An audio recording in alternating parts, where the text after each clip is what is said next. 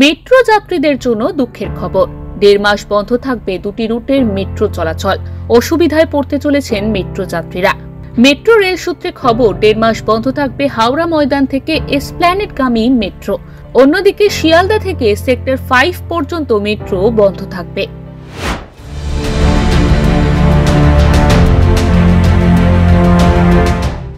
আগামী 8 ফেব্রুয়ারি থেকে 23 মার্চ পর্যন্ত মেট্রো চলাচল বন্ধ থাকবে দুটি রুটে। রবিবার এই সিদ্ধান্তের কথা জানান মেট্রো রেল কর্তৃপক্ষ।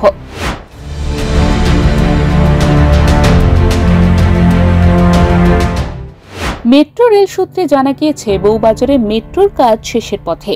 এবার হাওড়া ময়দান থেকে সেক্টর 5 মেট্রো পরিষেবা চালু হবে। তাই সিগন্যাল ব্যবস্থার খোল নলচে পাল্টানো প্রয়োজন।